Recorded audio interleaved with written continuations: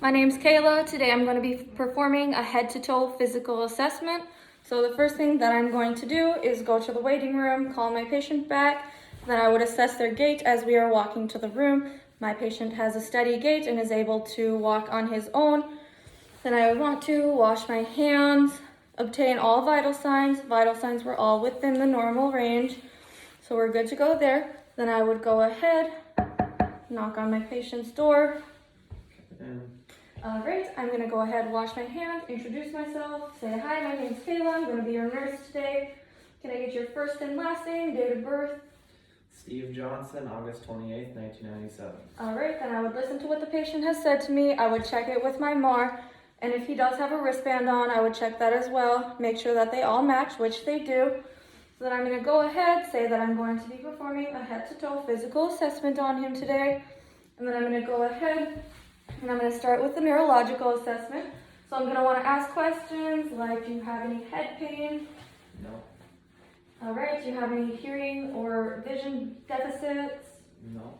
Any history of head injuries? No.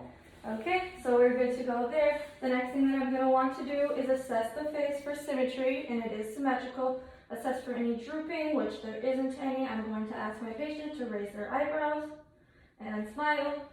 They are able to control their facial expressions, so then I'm going to want to feel the head for any lumps or bumps, and there are none present. Then I'm going to want to check their strength. I'm going to have them squeeze my fingers. All right, they do have good strength. I'm going to check by doing feet pushes and pulse. Okay, and then I'm going to check my patient's coordination by asking them to touch each finger to their thumb. Okay, my patient is coordinated. Now I'm going to assess the eyes. So I'm going to want to look at the pupils, and they are round and they're clear, so the eyes are good there. And then I'm going to check the size of the pupil. It's about 4 millimeters in diameter, which is within normal limits. I'm going to check the reaction to light.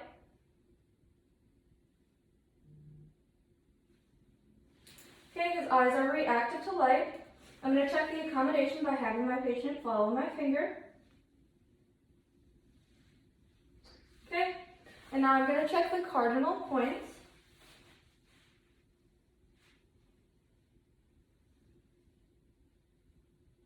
And my patient was able to do that without having nystagmus or jerky eye movements. The eye movements were smooth.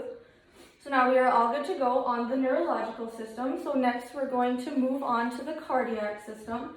I'm going to ask my patient if he has any chest pain, any shortness of breath, No.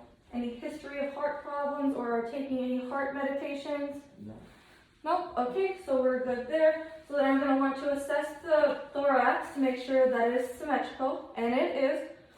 And then I'm going to check the capillary refill on the fingers, and it should return within 2 to 3 seconds. I will check it on the toes as well. When I'm done at the feet, I'm going to want to feel for color to make sure that circulation is good and that the feet are warm as well down here. I will check the ankles for any edema, and there is none present. Then I'm going to want to assess all of my peripheral pulses. So first we'll start with the temporal, then we'll do the carotid, do the apical, brachial, radial, femoral, popliteal, pedal, and the dorsalis pedis. And all of those pulses were felt for at least a minute or at least 30 seconds and multiplied by 2 if they were within normal limits. Okay, and now I'm going to go ahead and auscultate. I would put my stethoscope in my ears like this, but for talking purposes, I'm going to put them around my neck. Okay, so I'm going to start at the aortic. In the second intercostal space on the right side, I'm going to go over to the pulmonic. In the second intercostal space on the left side, I'm going to go down to the herbs. In the third intercostal space on the left side. And then I'm going to go down to the tricuspid, which is in the fourth intercostal space on the left side, and down to the mitral or atrial, which is in the fifth intercostal space mid-clavicular line on the left side. This is where the S1 sound is heard, or the love sound, and up here in the aortic is where the S2 or the dub sound is heard. All right, after listening, I have determined that his sounds are normal. There were no murmurs present or any abnormal findings. So now I am all done with my cardiac system, and I'm going to move on to my respiratory system. I'm going to ask my patient if he has any shortness of breath, No. any difficulty breathing, No. any chest pain, No. any cough. No. Okay, so that we are all good there. I'm going to assess the chest to make sure that inhalations and exhalations, or deep breaths in and out, are symmetrical, which they are. I want to note if he needs to use any additional muscles or any body parts to help him breathe, which he doesn't. Okay, then I'm going to want to check the fingers for capillary refill, which should return within 2 to 3 seconds, like I said before. I'm going to check for any clubbing on any 1 plus or more fingers, which there is none. Okay, and then I want to assess for the color of skin, the temperature. It is warm to touch. The color is within normal. There's no cyanosis or pallor present. Okay, so I'm all good there. Now I'm going to go ahead and auscultate. There are 6 sounds on the front and 9 on the back on each side. All right, so I'm going to have my patient take a deep breath in and out.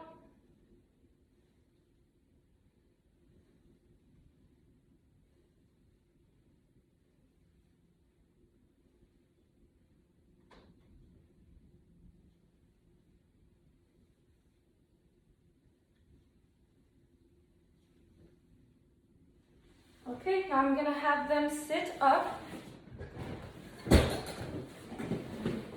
Yep. Okay, and I'm going to have them take a deep breath in.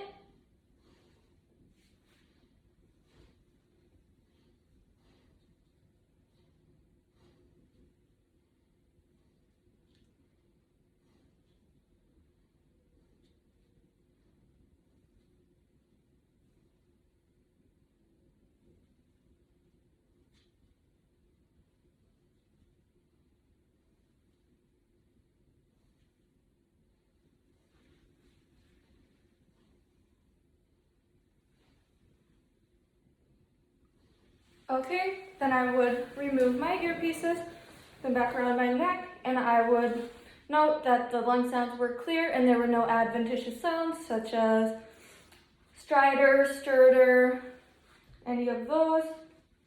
Okay, so now we are all good to go with the respiratory system, and the last system that we're going to go ahead and assess would be the abdominal region, which would be the GI and the GU systems. So I'm going to go ahead, ask my patient, do you have an appetite? No. Have you recently gained or lost a significant amount of weight? No. No? Okay, and do you have any difficulty or painful urination? No. And have you had a bowel movement? Mm-hmm. Yep, and when was that? This morning. This morning, okay, and are those consistent or irregular? Consistent? Okay, so we're good to go there. Now I'm going to go ahead and I'm going to look at my abdominal region. I'm going to look at the color. I'm going to feel the temperature. I'm going to assess for any bruising, lesions, redness, rash, which I don't see any of. Okay, so we're good to go. Then I'm going to ask my patient if he has any abdominal pain. No. No? Okay. I'm going to go ahead and auscultate, starting in the right lower quadrant. And I'm going to have them lay back the rest up. Okay. So that they are flat on their back. Okay. Starting in the lower right quadrant, I will move up to the upper right quadrant, to the upper left quadrant, and down to the lower left quadrant. All right, and I heard his bowel sounds that were within normal limits. They were 25 sounds per minute, and normal is 5 to 30. So we're all good there. We have nothing to worry about in that region. And then I also want to make sure that there's no distension or concaving of the bladder, which there wasn't any. And if I'm down here too, again, I would want to go ahead and lightly palpate. If there was any pain, I would stop immediately and report that to the physician or the charge nurse so that they could do some additional palpating and figuring out what's wrong. So we are all done with that system. And now I would have my patient sit up again. Okay, and then I would say, you are good to go. I noticed nothing else wrong. I would go ahead, wash my hands, and those were my pre-steps. Do any other pre-steps that I needed.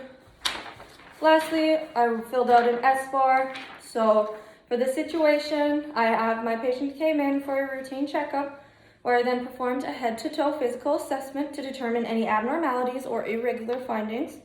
There are no known problems and the patient is aware of before the assessment has started. The background I put, patient was contacted by his physician who recommended that he be seen for an annual physical assessment as he hadn't had one in 5+ years. There are no known problems occurring that need immediate assessment, and the full body is going to be assessed from head to toe.